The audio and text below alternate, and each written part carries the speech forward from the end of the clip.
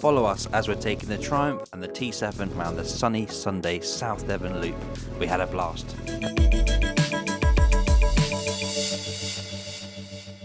So the ride of Devon starts in Plymouth at J&S Accessories. We headed in to have a little look. Sam tried it on some helmets and I bought a Pro quad lock mount. Makes it much easier for my rides. Pick one of those up there. You know, a bit pricey, but definitely is very much worth it when you're doing long rides. Have your phone in front of you. So you're going to be joining me and Sam. He's on his Tenere 700 and me on the brand new Bonneville. It's nice to be able to do a big ride around the local area together. We've actually both got cardo systems on, which I'm not used to. It makes the ride a hell of a lot different. I've done quite a few rides with other people, but actually being able to communicate when you're sort of exploring, deciding which route to take, I have to say it's a massive upgrade and it does make the ride much easier and more enjoyable just being able to chat away. This is going to take us from Kingsbridge, from where you just saw there, and then going to take us down to the sort of Slapton area. If anyone's local, sorry, because I'm going to be explaining where we're going and the sort of situation, but if you're not from the area, then it's a great little tour, a nice little loop we did this day, and something I'm going to try and sort of settle on, a sort of South Devon loop, and I'll put it on Moto and link it down below as well, because it's a really lovely route.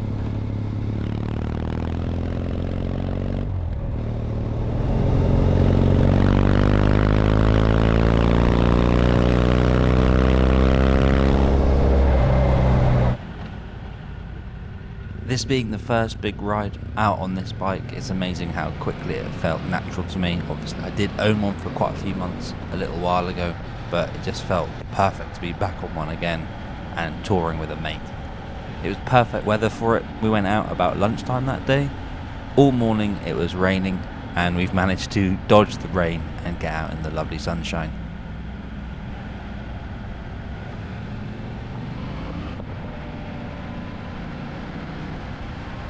A few little twisties here, heading down past the pub, up to Tor Cross, and then down to Slapton Beach. One of the most beautiful beaches in the area, and it's absolutely massive.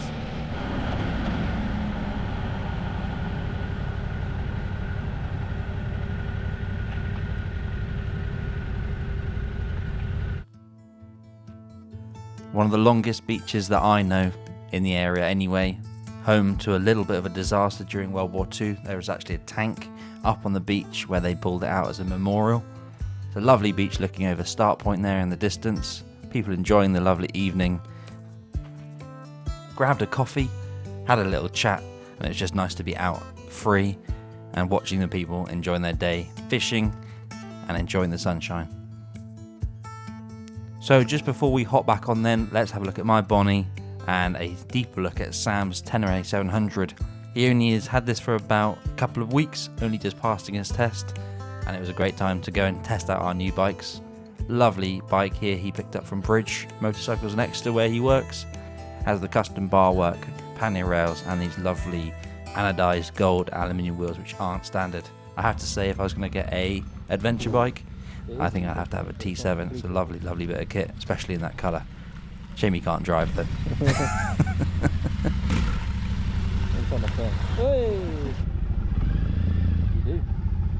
That's the tank ahead of you there, as you can see. Lovely little memorial to the people that did lose their lives here. So we're going to head right here onto the causeway, and it's a brilliant stretch of road, fully straight along the beach, the lake to your left and the beach to your right, and so much visibility. You can take people on like this. Had actually a Land Rover meet a few years ago here. 60 people turned up, 60 trucks, and it's just a brilliant location. Everyone knows it. It's actually, the road has been blown away a few times by the storms and the waves, and it's been repaired so many times. They've said if it happens again, it's going to be gone. So if you're down here, make sure to hit it up. I know Freddie Dobbs did come down here on one of his videos. It's a great little spot to have a picnic. Whoa, flying past there. Look at those clouds in the blue sky, just incredible.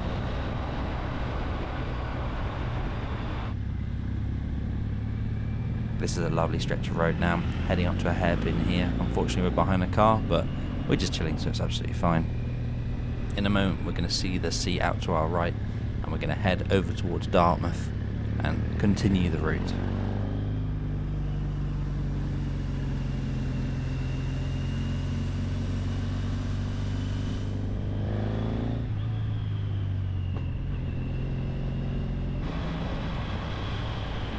Valley Beach to the right. As we approach Blackpool Sands, I think my favourite beach in our area. It's a lovely little cove where you can almost dive into the water. The shells are so deep, but these little twisties heading down to it are absolutely brilliant.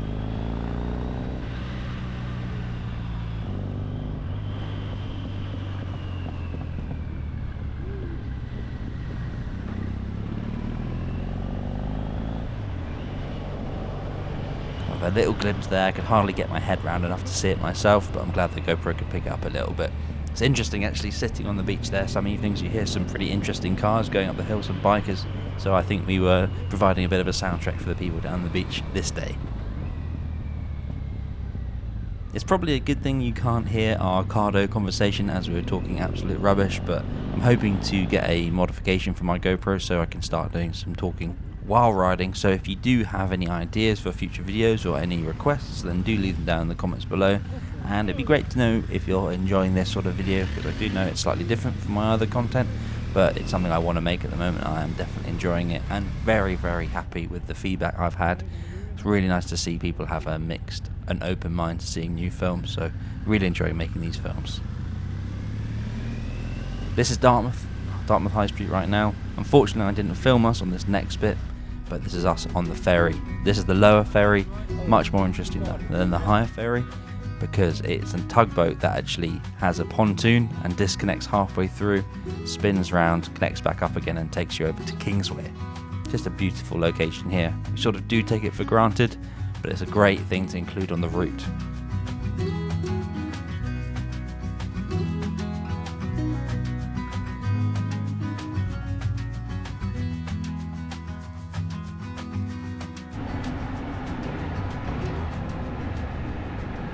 I have to say my two favourite styles of bikes are sort of off-road adventure beasts.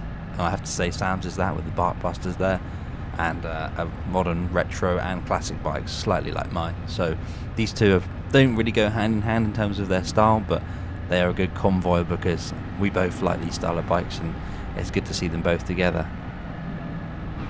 Coming up soon are some modification videos. I've actually done them already now as I'm talking, so that'll be coming up soon. Slowly starting to make the Bonneville mine. I've sort of got started a little bit sooner than I was expecting, but I enjoy doing that sort of thing, and just to make it sort of more streamlined for me, not too crazy on the upgrades, but just a bit cleaner lines and less chrome. So let's fuel up now and get back on the road.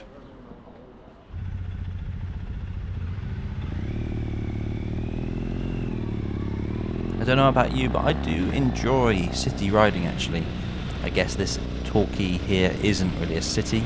It's quite quiet, and it's also a coastal town, so it's a bit more interesting than driving around a city centre. But from Plymouth, where I live near, to Torquay, I have to say I do enjoy both the rural B roads and also cruising through town a little bit, especially on a sunny day. You tell me down below if you like going through the city or the countryside, or a bit of both.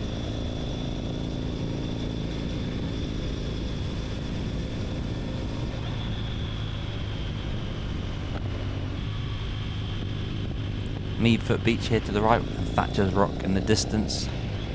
To have this on the doorstep for Sam where he lives is brilliant. Just being able to head out and go for a little ride around the town and incorporating a beach along the way is quite a luxury, I have to say, and it's a lovely, lovely day for it.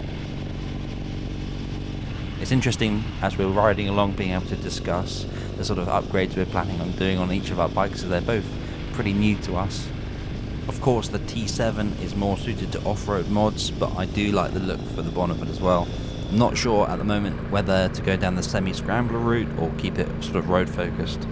I think road focused as far as it goes, apart from maybe slightly off-road focused tyres. I think they always look quite good on a bike, and to be honest there's quite a few back lanes around where I live. Obviously it's very dry now, but when the weather turns, as it is inevitably going to do, having slightly knobblier tyres is, I quite like that. Obviously they're not good on the wet on the road, but I think it's a good option.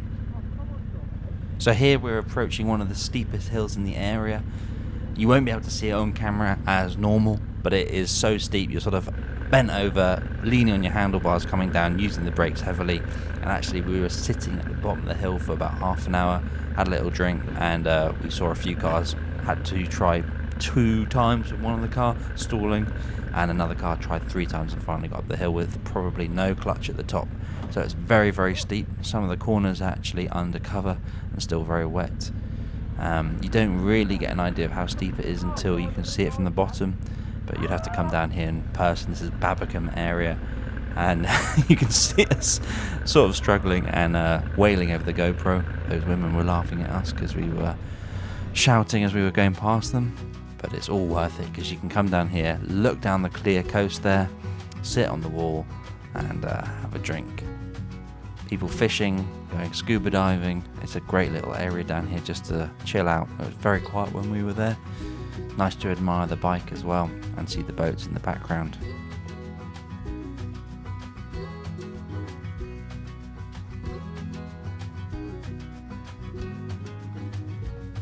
There's something about riding together with someone, it makes it completely different. Obviously, going out on your own is nice as well. Maybe putting a podcast on, just sort of with your thoughts. But going out together is completely different and just really adds to it.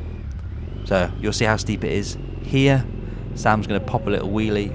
Take a look at that. Oh! I think that was accidental. That's how steep it is, that little hut, just to get you up. You're obviously so leant back already. Going around here, you don't want to approach your car.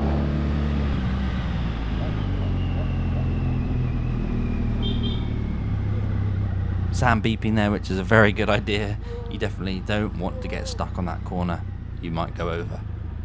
Round to the right and the final stretch. You have to wind on a bit just because otherwise you might get stranded.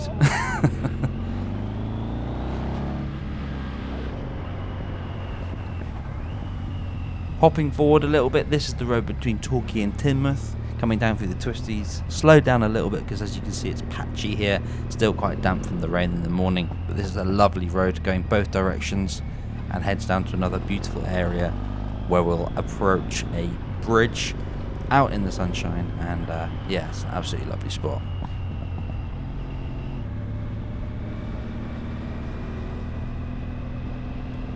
Taking a look at this video now and editing it, looking back at this day, it was an absolutely fantastic evening. And as I mentioned earlier, I think I would really like to make this into an actual sort of a yearly route, try and get some people involved, do a South Devon loop sort of encompassing Plymouth and Torquay and the whole Bay area, going into Newton Abbot, over the moors and back again. I'm sure people do it a lot, but it'd be cool to make it more official. Now it's time to skip forward a little bit up onto the moors. So here we are, arriving at a little car park probably 40 minutes later. After grabbing a bit of food, couldn't find anywhere open. Just check this out. Completely different scenery up here. Much colder as well, but at least the sky is clear. Bikes look cool there with the forest in the background. And if you look over into the horizon there, that's where we've come from. You got clay mines between us, but that's Teignmouth, Newton Abbot and Torquay in the distance. Before long, it's getting quite late now, still quite light as you can see. I would say this was about 8:30. Oh no, look at my clock, it's 8:51. Still nice and light, but getting cold. And we're going to try and find somewhere to have some dinner. Back into the trees here, you can see it's a little bit wet still, as I was saying earlier. The rain really did come down before we went out and was dry for most of it, but these covered areas are still very damp. The mandatory visit from the cows. We had sheep as well, and Sam had never seen sheep with horns and he thought they were goats, but they weren't. You have to be a bit careful here, be wary of the cows, you know, they're as big as you and you don't want to hurt them and you don't want to come off either, but we did pretty well to get out of there. Sheep there, and then you can sort of see the clouds starting to form over the top of us. We were very lucky to have that window of about 6 hours to have this fantastic ride. If you look over to the right there, you can see the storm rolling in, and I tell you, we've got something in store later. Heading back south now towards Ashburton. We're going to turn right here and go and find somewhere to pull up for some food. All in all, it was an absolutely fantastic evening. I think we would both tick it off as one of our top days ever, exploring the local area and creating the route as we went. The bikes looked great there in the sunset. We're just having our food from the supermarket, but taking in the scenery as we sit here and reminisce about the day. But there was that rain, sort of surprising me on the way home on the highway as I was heading back. Absolutely monsoon level rain, but got home in the end. I hope you enjoyed this video, and I'll see you next time for some upgrades. Thank you.